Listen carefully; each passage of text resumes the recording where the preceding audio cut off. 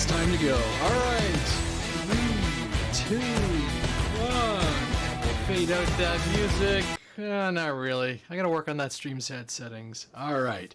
I'm Andre, and you are listening to episode number 91 of the RC Afterhours podcast, titled Emergency Landings. Landings, because I had more than one. I wasn't going to do the podcast this weekend, and as I started scratching through my notes, I actually have enough content and enough to discuss about to go.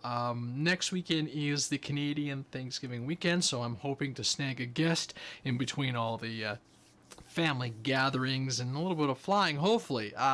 This weekend, it's been wet. Absolutely wet, so it's Sunday. I figured I'd crack up the podcast machine and see if we can crank out an episode. And like I said, last weekend, I got in a lot of flying. There were actually several maidens and two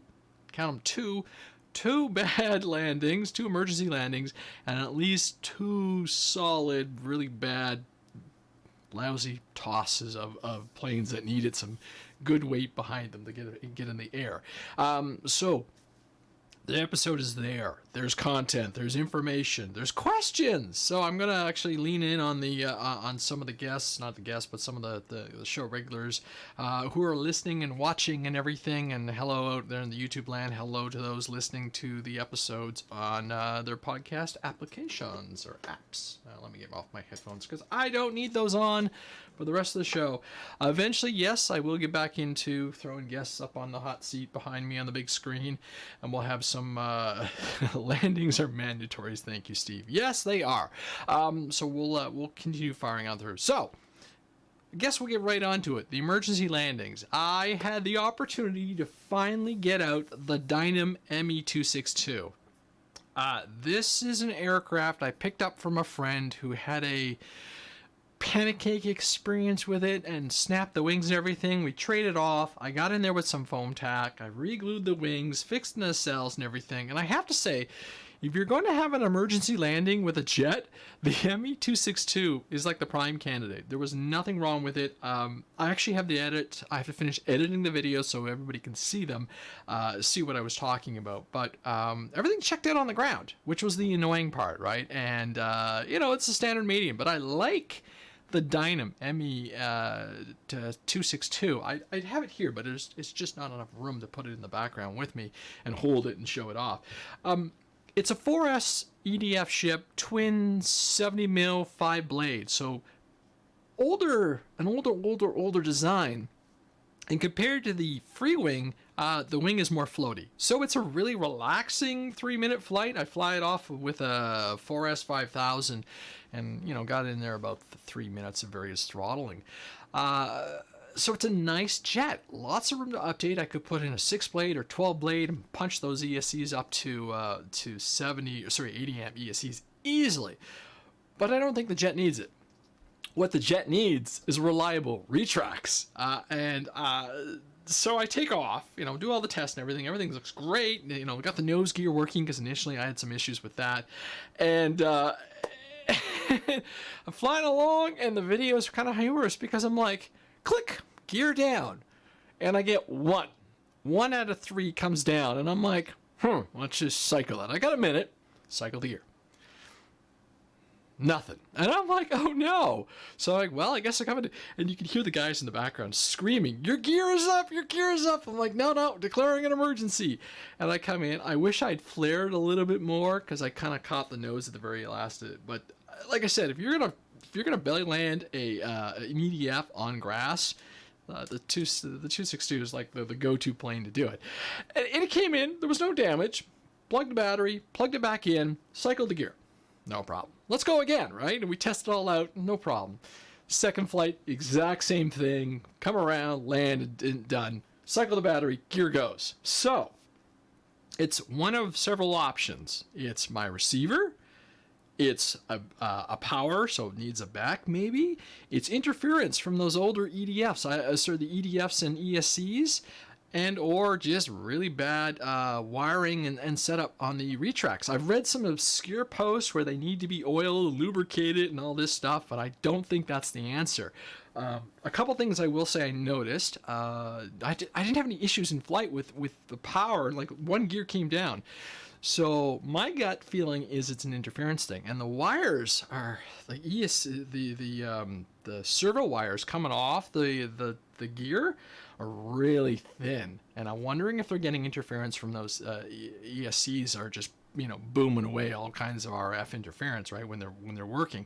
So I'm actually going to, and I'd hope to do it this weekend, but it's miserable out there. I want to actually the Dynam lifestyle is yes, it's a lifestyle for sure. What I want to do is take the jet outside, because it'd be really noisy inside, because I want to run this thing at load. I want to have the servos wiggling away and everything, and I want to do gear tests, and I want to reproduce these results, and then I can systematically go through it. It's almost worthy of taking a camera out and doing a video, I think, because it is a now retracts and all this electronic stuff and all the power stuff and everything. I've gotten a lot better, so I'm going to hit it through a system of sounds like electronic cycling reboot. Do it, Brian. I thought about that, but I figured it's got to be a load thing, because it doesn't show up on the bench without the ESCs running. So we'll see. Anyhow, I'm going to run through it and we'll get it. The good news, it's a wonderful jet, and I'm so happy to have been able to get out and fly it. I love the fact that it's a twin. I like the fact that it's a 4S and not a 6S monster. And the flights themselves were great. And literally that had been, outside of a couple other small UMX jet flights, that had been the first time I'd flown a jet in a while. So it was kind of nice just to spark that flying again. I know it's late in the season, and 21 has just been a ugh. But I guess I keep telling myself in a positive manner that everything I'm doing right now is setting up for a huge, successful season into 22, and I'm really looking forward to that. And that's with the podcast and everything. So there are copious amounts of notes. There's copious amounts of ideas as far as how to take the show and keep moving it and keep moving it and keep moving it. Right. So and it's been a super week as far as getting out and flying. It was really nice to get out there and go and just zoom around and fly and have a fun time. So the next thing I have to declare is the fact that I smacked up a brand new out of the box plane right away. First throw, boom, into the deck and cracked it. And for those who've done it, you know the pain. This in my hands I'm holding is the UMX V2 A10. And I had a buddy do the exact same thing on his brand new aircraft right away. It's all about the throw. And for me, and again, I have a video in post I have to finish off, but the proper throw to get this thing in the air is a good underhand toss. I'm flying it off some 3S800s, so they get jammed back in there. So the forward weight is kind of significant. And, I cracked it twice. Two bad little throws. And just... put it back together though. Some foam safe CA glue, a little bit of hot glue in one or two spots and tape, and it was back together. I even have run the little IC2 to XD30 adapter I made up and bought and perfect. And I found, so if anybody has this aircraft, they'll probably relate, that Velcro on the inside is extremely strong. So I ended up sliding the battery with the Velcro on the other side, and then I've got these little pieces of thick foam that you get from various motors and FPV kit, and I shoved that in there in the nose to help balance the battery and keep it towards the back. Once I got familiar with how to throw this aircraft, it was a beautiful thing. It flew great. It looked great.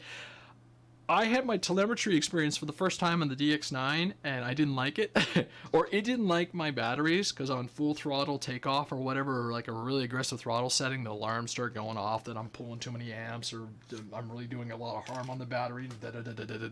So I'm like, fiddle through the menu, turn that off, because obviously it's a little inaccurate or can't be balanced and so on. So I had to get used to that. Here's a thought. Gear up and then try gear down. Brian, so on the ground, it's cycled. Going back to the 262 conversation, the gear cycled repeatedly, power on, power off, and everything. So like I said, I think it's a sustained thing when it's in the air. It could actually be too much air pressure on the racetracks, but I don't think so, because one came down. So my thought is that it's the motor and the power system at like 75% cruise or whatever, and just the system is either throwing a lot of interference. Like I said, I will step through it bit by bit by bit because I could get the gear to go up no problem, and only one would come down. Stay tuned for that video actually, because that'll be an interesting little thing to follow through. Back to the UMX experience. So once I got the E10 flying, that was amazing. It actually was a really rewarding aircraft to fly. It looks great, the silhouette. It's got a really slow roll rate, even at 100% throws and stuff like that. Turned off safe right away and just flew with the UMX, or sorry, the AS3X settings, and it was great. And then this little guy, a couple of comments of people, this came out of my buddy's estate when we picked up a couple planes. I took it home. I see I got some more repairs to do. And it is more tape and hot glue and everything, but this is the UMX MiG-15, the red and white one. I think the silver one's the current one. And every time I look at it, I see another little thing where a little bit of repair can be done and everything, a little TLC, but runs in those little two S800s, or sorry, 280 milliamp batteries. And I've been sort of piecing it back together, but again, one really good throw, and it's off, and it flies really well, and you get a decent amount of time on the little 2S pack.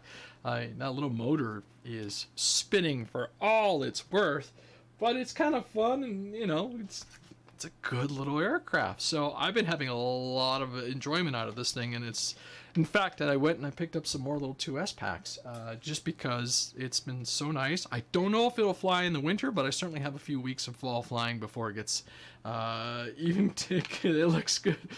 Yes, even with tape and glue and everything, it still looks fun. I tried some red acrylic paint on it just to see if I could cover it up, and I'm like, nah, it's worthy of its battle scars. It's a fun little aircraft. And then, while I was in the middle of acquiring all these new flying creatures, this one popped into the fleet. And this is a little, I think it was a Studio, I don't remember. Anyhow, I picked it up for $30, a little Fokker D7. I put a motor on it. I painted an 8x4 prop, that was orange, so it doesn't look so hideous.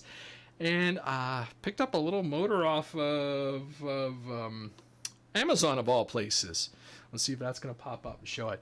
Because the stuff I was running was way too aggressive from a KV perspective, and I was doing a lot of harm to the ESCs, the batteries, and everything. So I can't wait to get this guy out flying. I can fly it off a 2S500 or 3S500, and that motor setup will handle it. So it's kind of cool to see how well that's going to go. I'm seeing if I can get my mouse over here so I can scroll down that screen.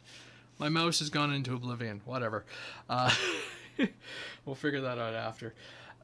But nice little thing. I've always wanted something small and pokey, and I mentioned that in the other podcast episode, that it was just a fun little airplane and a really nice opportunity. So, what is that, like a $16 motor or something like that, $17 motor, $30 for the buy it, and I've got myself a fun little biplane. It had all the servos and everything into it, threw on stuff.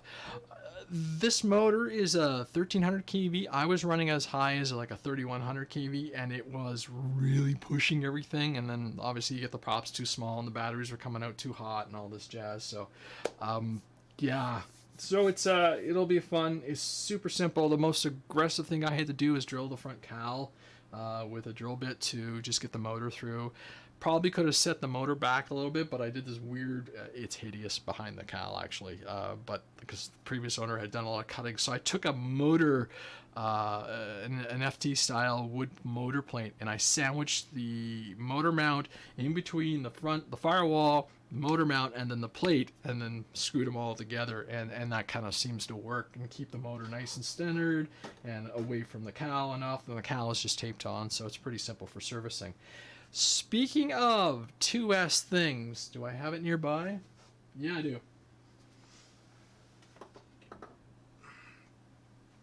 Okay, I'm not a heli guy. I flew this poor thing. I was on my third or fourth flight, and I was trying to do little landings to my little blade. What is this? The MCPX BL. Now there's version 2 out. And I clipped the base hard, and I broke like I guess it's a swash or something, a piece, and I lost a link, and I patched it all back together. It'll probably vibrate a little bit more, but I can fly a heli. Just don't ask me to land anywhere near an object that I'm going to go. Actually, in my defense, I got behind it, and I was trying to come back up, and I guess I clipped it, and the heli did the standard spiral death thing and ripped itself to pieces. So again, a little 2S 280.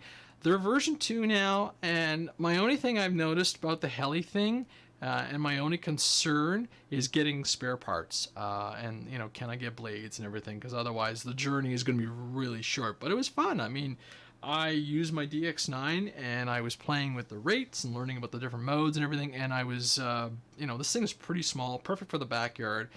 The 230S might be a better machine for me on 3S, but then that's a little bit more power, a little bit bigger blades, and a little bit more risk and parts required and everything, right? So this has been good, and like my thumbs are moving. Like when you're flying a heli, you're really pushing. I find I'm pushing myself to just keep up with it and try and keep it. And my goal is just to hover and move it around and then eventually I'll get used to flying forward with it.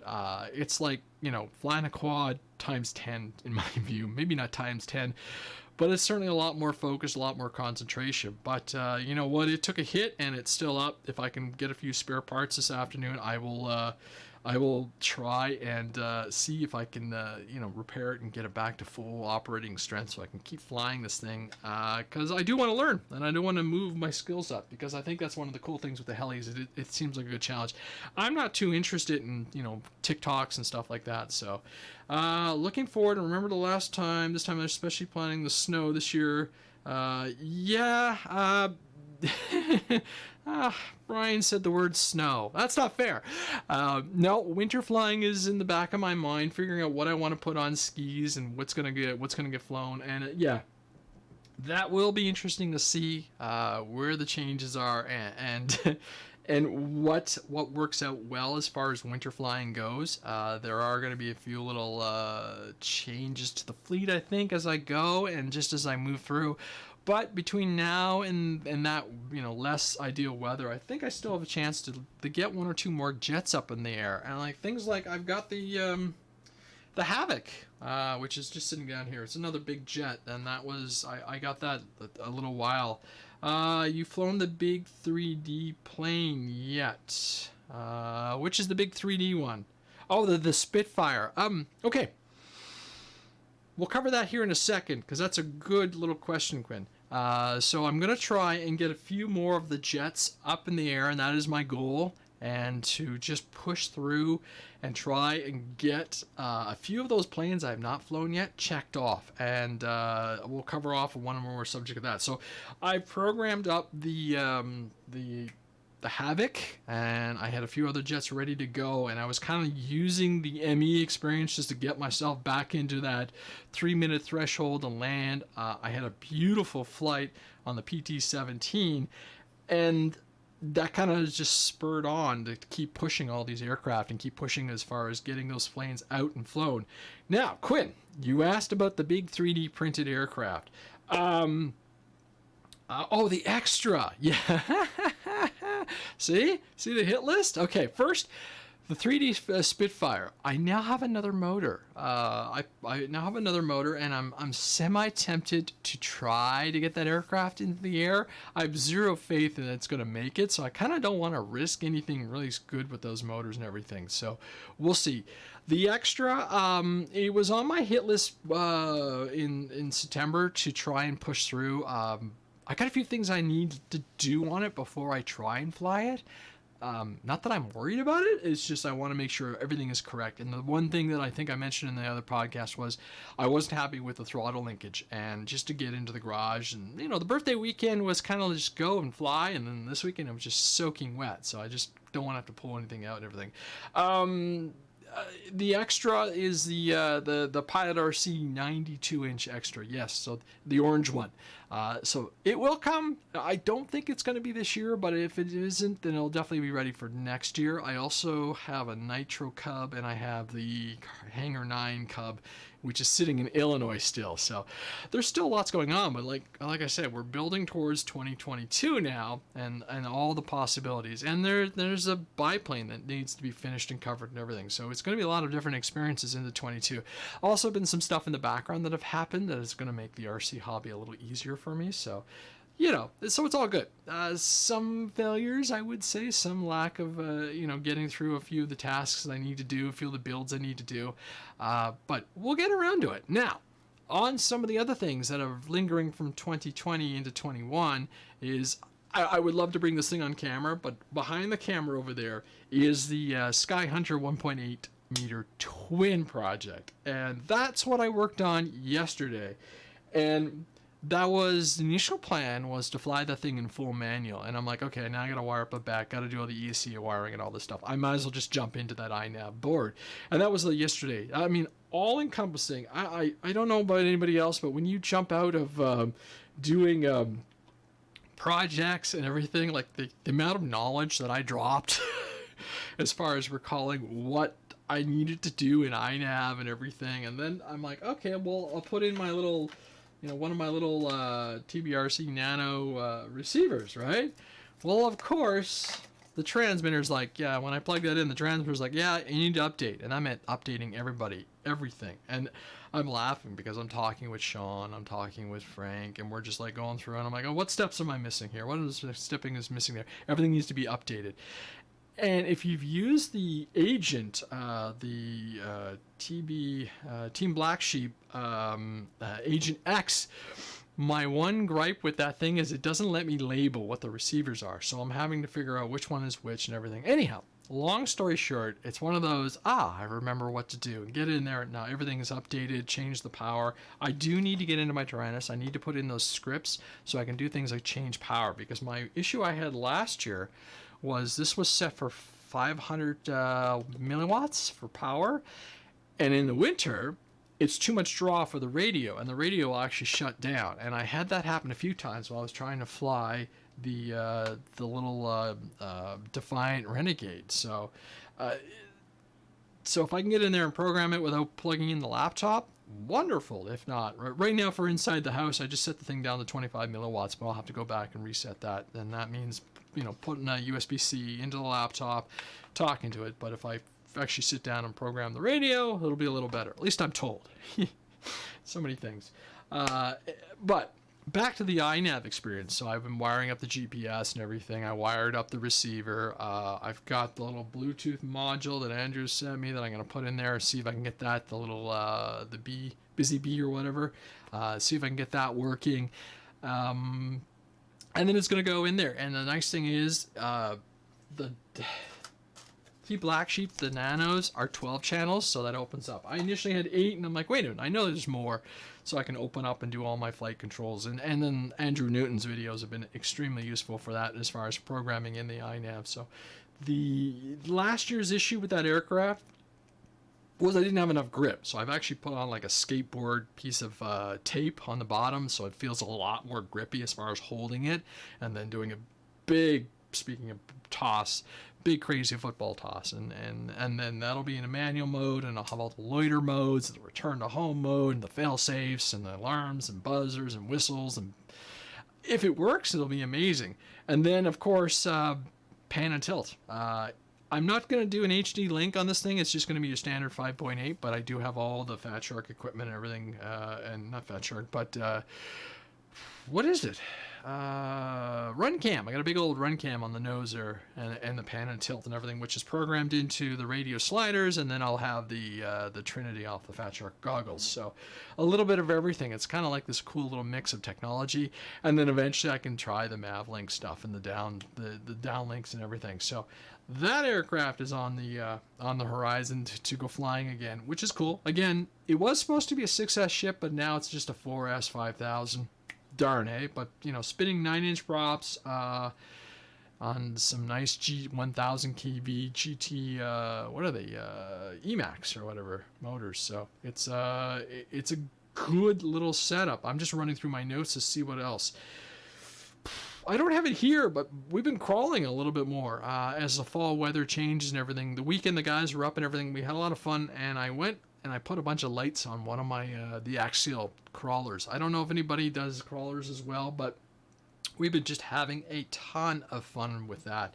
And like I mentioned, into the fall builds and everything, we're going to get into doing a bunch of different projects. And where is one of them? I'm sorry, Sam. I got to get around to this. I probably would have been a really good day last week to get in there and start building these Hangar RC planes. But like I said, I felt like tinkering. I felt like soldering, and that was just, there's something relaxing about going through and doing a good solder job. So that's what I did, and plugged in the laptops and just bounced around between the bench and everything. But I will get back into doing some good old foam board scratch building, and that first one, the 7 from Hangar RC, is next, and then after that it'll be the Harvard/Texan, and that'll be good. And then the other thing that's been on my mind has been simulators. We kind of started doing that last year when the weather was really bad, getting in there with Real Flight, and then obviously the Microsoft Flight Simulator. This computer seems to do it pretty well. It's actually been holding up to the demands, and I'm on the cusp of thinking about VR. I don't know if anybody does VR out here, but I've been kind of just thinking about, do I want to try and pick up a VR headset? But I'm reluctant. I really am. I've got many friends who enjoy it and say it is like so awesome to do. But I'm like, oh, is it going to be yet another excuse to have something in front of my eyes and sitting in a chair, more time behind a bench? And I'm not sure I want to do that to myself. I'm kind of like, be outside, in the fresh air, having fun, doing stuff, flying, exercise, all that activity stuff, versus behind the desk. But there's something really cool about logging in with your buddies and throwing up a chat on wherever service you guys decide, and just hanging out and flying, whether it's like a Real Flight with a stick, or if you're getting into Microsoft Flight Simulator and doing it. So I haven't quite decided. Either way, I know I want to get some more screens on that monitor set up back there, and just expand that. I tried the podcast. I should put out a picture. I tried the podcast screen, but it's too curvy and didn't really do it. So if I was, I'm in 2 or 3 nice displays, and you're on the same price as basically looking at like a Quest 2 or something goggles. So leave a comment in the chat. Leave a comment in the video. Email me what you think about some of the fall stuff, whether you're into the Real Flight, because I know Real Flight would be amazing to get my my heli skills up, and apparently I need to fly invert it more often, according to everybody. Winter flying wise now, I guess I will step back into that. I've got lots of high wings for that can take skis, and so those aircraft will go out. Maybe I'll revisit the float planes and stuff like this for winter flying, and just see what ones get modified. I know there's a couple I didn't even touch, but I also have the OMP planes that need to be reflown, because they haven't seen any wheel time, and they have definitely not seen enough ski time. So there are lots to do. There's lots to fly. There's lots to talk about. And then for the podcast, please, if you've got ideas and suggestions about guests or stores or people who do cool things that want to come on and talk about whatever they do, their product or just their philosophies for RC hobby, bring it. Send it my way, and we'll see if we can get going. I know David from the Wings Simulator would like to come on the show very soon, because apparently that application is going to be a year old very soon. Isn't that crazy? I fly in that one every once in a while, and I do need to get back into that one. I wonder how that would be in VR, or even just being able to plug HDMI into a set of goggles and go that way. That might be a really immersive experience. But like I said, there's some benefits just to having multiple screens and just sitting back and flying. So it sounds like it's going to be quite an interesting fall, and hopefully the weather holds out, and we'll go from there. I didn't have too much other to talk about. Oh, what we got? We got something from Robert here. Hold on. Hot pause and batteries work great in the winter, and flying weight of only 48 grams and lasts 7 hours. So you're saying to wrap your battery in a hot paw? That's kind of interesting. I've never. It was interesting. I've never had. The only time I've ever had batteries come down is only ever time I've ever had battery issues was with some of the early 1Ss, like the little ones. That airplane I flew last year, the little 1S P-51 Mustang, the battery surprised the heck out of me. It was a good minus 20 Celsius or something like that. So, yeah. So, Drone Lord Simulation says simulation online gaming meets yeah, it is basically. Online gaming meets field flying with your buddies. Why don't I do this? Yeah. You know what, dude? Drone Load, it's actually a really good experience. And it's funny because, I mean, we got there, especially when I got my Real Flight 9. We're talking, early pandemic stuff. Connect to the guys. We would get on. We'd get onto a chat. Everybody just turn on their voices so you hear everybody versus trying to text and type and everything.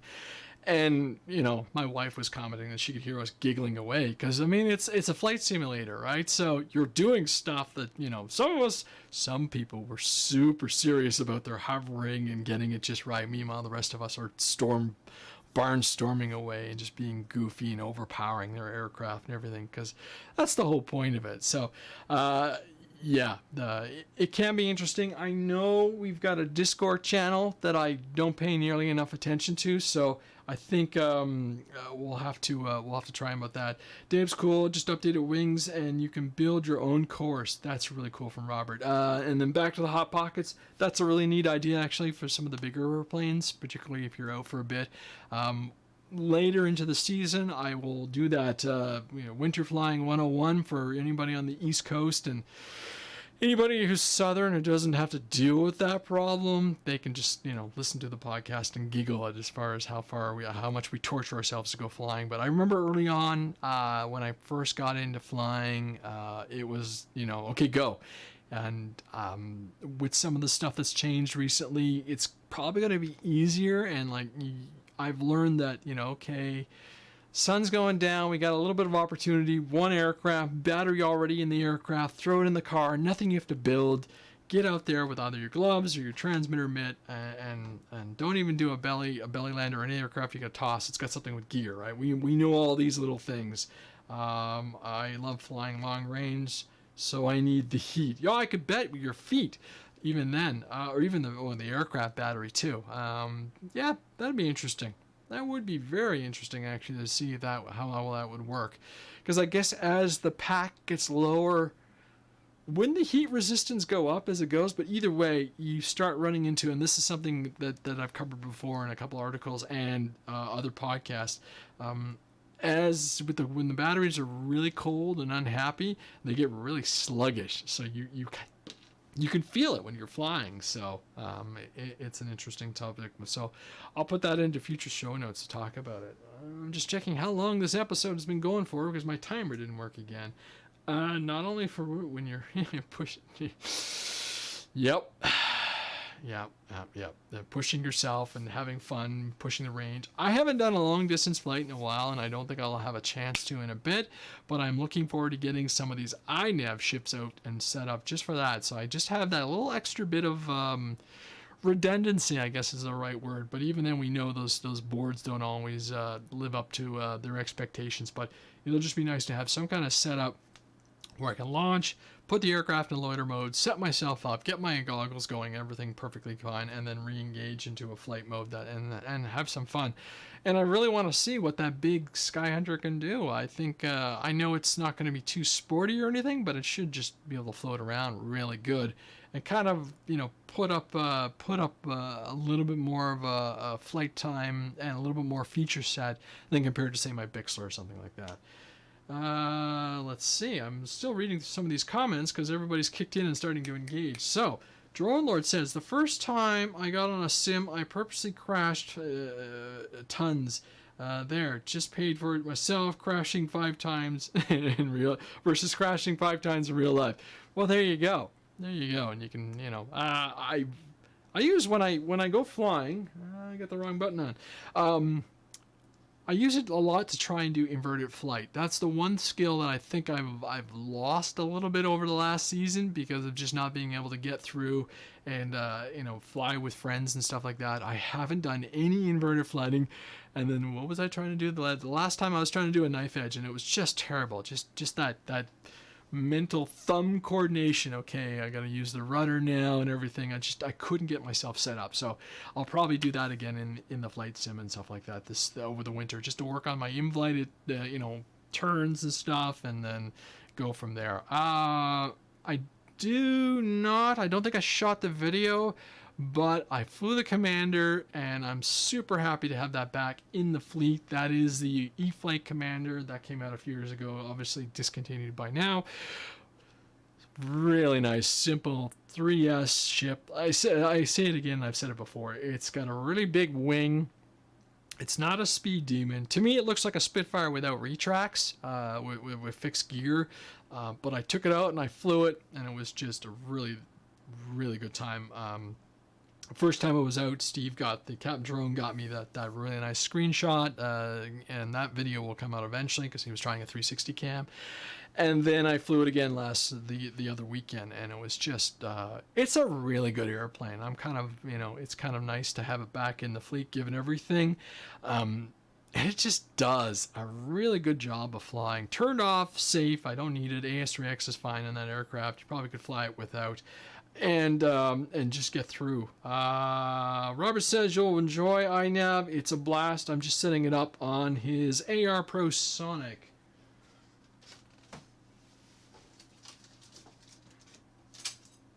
You mean one of these guys? I have a lot of unfinished projects, and this is one of them as well.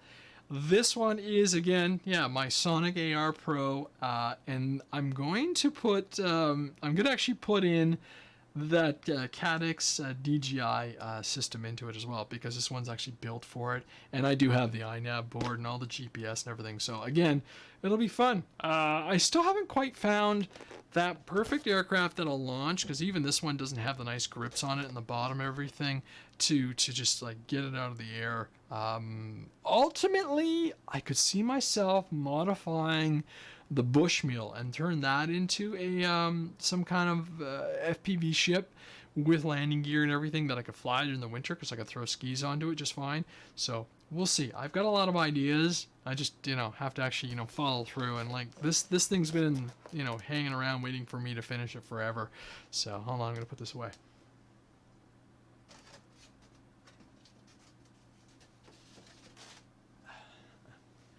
I can't wait to retire. There'll be a lot to be done. So, I'm actually going to check the clock here. The show has been running along now for, I don't know, 35, 40 minutes. It wasn't meant to be a huge one, just to cover off everything. Wing tossers are my go-to. Yeah, I like a good wing. My issue I've always found is my transition from FPV, with the goggles. I can't dump them down. I find I take too long to do the light change. So I find my eyes really slow to react to that. And it's just me. It's always been like that. I notice that right away. So I tend to try and take off with the goggles on, which can work sometimes. I haven't tried the iNav launch assist, so we'll have to see if I get comfortable with that or not. So just going to go look through my show notes and see if there's anything I've missed outside of the topics that I've covered off. And like I said, this wasn't meant to be a huge episode. Again, throw whoever you think would be interested in coming on and being part of the podcast. Otherwise, check out Hangar RC. They offer a RC After Hours podcast coupon or discount code. Same thing with Buddy RC. I think it's still there. I have to talk to them, see what they're going to do, because obviously they've changed what they do and everything. And let me know who we think should be on the show next. I'm going to talk to David after this episode, because obviously the wings thing reminded me, and we'll see if we can get him in there. Gosh, it'd be kind of cool if I can get my my laptop to work on and throw that up on the screen, but I'll have David up there anyhow.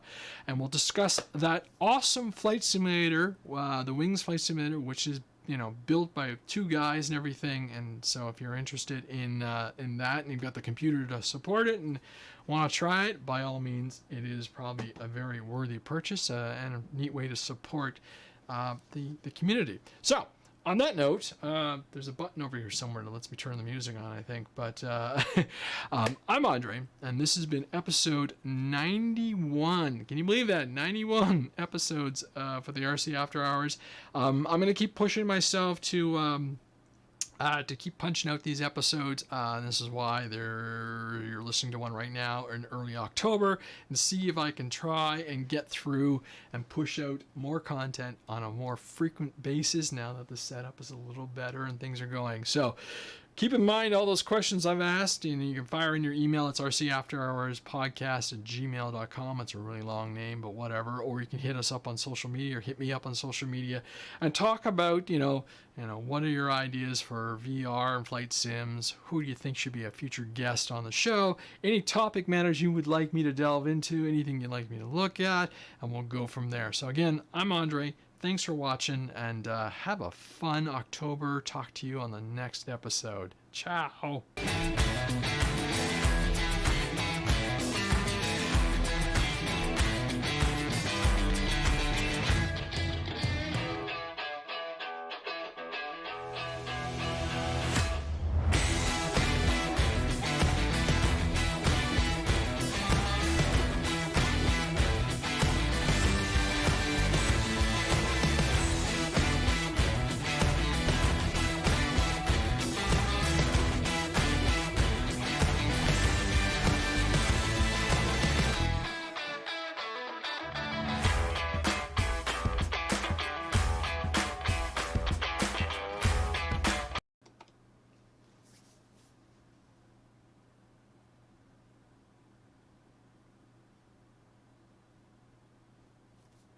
All right.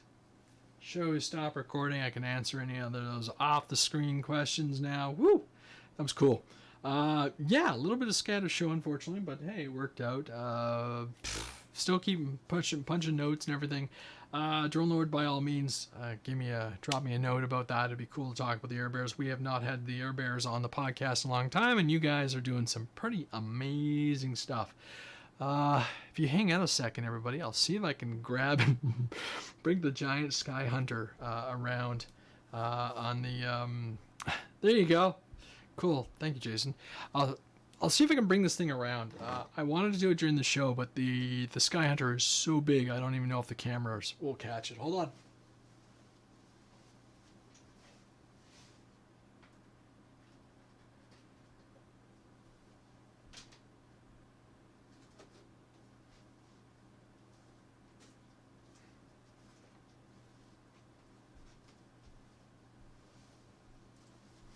I don't even know if this is going to show.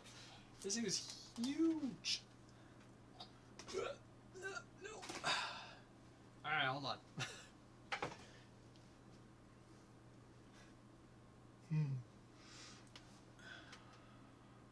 And this is why I didn't do this during the show.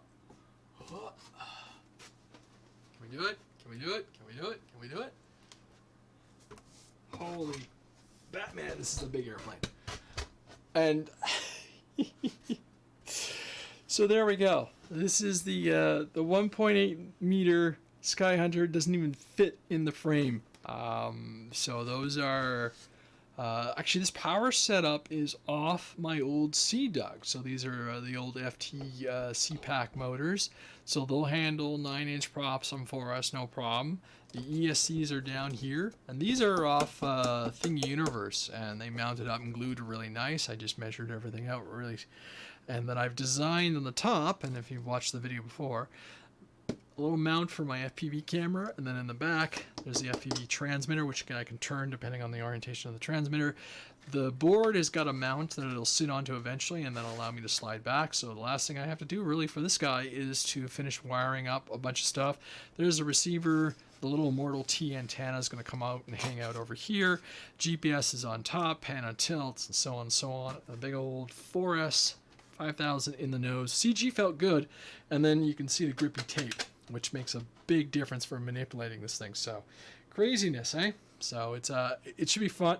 Pardon me. For transport, I just take off the tail boom, so it's like one servo off the back and the whole thing comes off. I leave the wings on because obviously the motor mounts are there and it'd just be a lot more wiring to move around. So we'll see. All right, I'm gonna put this all away because the show is done. Thank you for everybody for popping out. Hey, Will, Scott, sorry, and everybody. Yeah, this thing should be a lot of fun. Ooh, throat's gone. So there we go. That's another episode in the bag. So everybody, have a great weekend, and thanks for popping out and watching the show. We'll talk to you all on the next episode. Bye.